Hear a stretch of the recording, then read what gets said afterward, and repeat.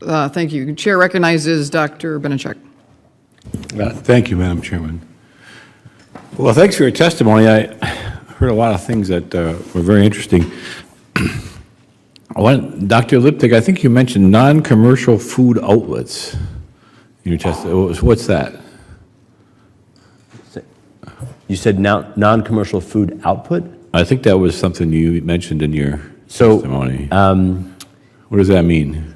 I believe you're referring to the factors in the food dollar, and let me check on the wording. Yeah, okay, well, Yeah. And then I had another question and follow up with the chairman's.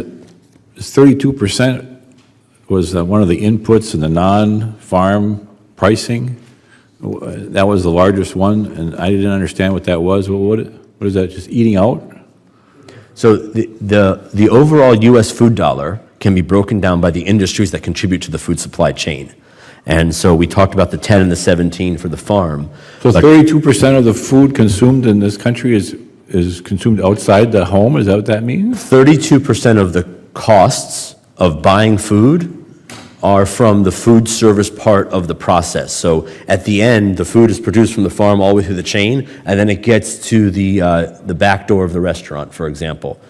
Those added 32% are the cost of the people preparing the foods for you at a restaurant or at a store, serving it, etc. So it includes stores too then? Yeah, so it's industry-wide. So whatever we would consider or define as food service, which is kind of the finishing touches, that's what that piece of the dollar goes toward. Well, you know, I know in your testimony you talked a little bit about the change in the nature of consumers, and you know, I went to the grocery store over the weekend, and I was surprised by the percentage of the grocery store that was dedicated to already prepared foods. I mean, the deli, at least that was my hometown, there was a little deli, like a counter, but this store, the deli was like half the store.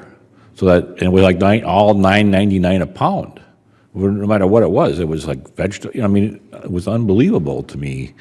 And I guess it was in D.C., so I mean, people must go in there and buy, you know, special food prepared that way. But it was amazing to me coming from a small rural area. I couldn't find any Heinz vinegar. It was all like specialty vinegars. Mm-hmm.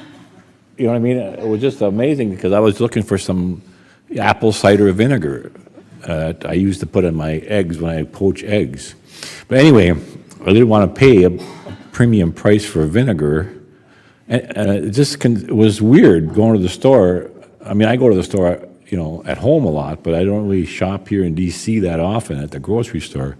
So it was kind of weird. Dr. Henderson, I would like to ask you about this extension teaching that you do for consumers. I mean, how do you identify, you talked about teaching people how to shop and buy food in your testimony, so how do you identify the people that get that teaching, and tell me more about what you do. Tell me more about that, because I think it's really interesting. This is a state-funded program that is from the Purdue University Extension Service, right? Like Michigan State, you know, I'm from Michigan, so we had a pretty good extension service at Michigan State, but you're in every county in Indiana, I would imagine. Right. So the state cooperative extension service is in all 50 states and Puerto Rico. At Purdue, we have different organizational types of structures, but we're present in pretty much every county across the country. In Indiana, we have county-based offices, which we've had traditionally. Part of them is delivering educational program on health and human sciences, and our focus has been health and nutrition.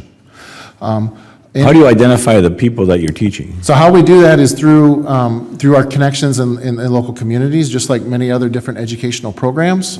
We do. So if somebody goes to social services, they get referred to you. If they get on food stamps, do they get referred to you? Or? We'll have some partnerships, and we give them brochures, distribution of our programs to help them. It is not required that people on food stamps go through our programs. That's not a thing. But we give them the educational brochures to help them. How do you help them stretch the food dollar? Is there some kind of a holistic educational program to like see what people are for their situation? In other words, they have a situation going on in their home that they're getting food stamps, they need some assistance. So is there other things besides the food education that you do? Yeah, so we also do, in addition to food education, we also do family resource management. That's budgeting, components is the primary example of them. And so we'll come in and also offer to do other types of budgeting programs to help them learn how to stretch their dollar, not just for food, but for other areas and how to be. All right, thank you. That 5 minutes goes by real fast. But your vinegar story was intriguing. Chair recognizes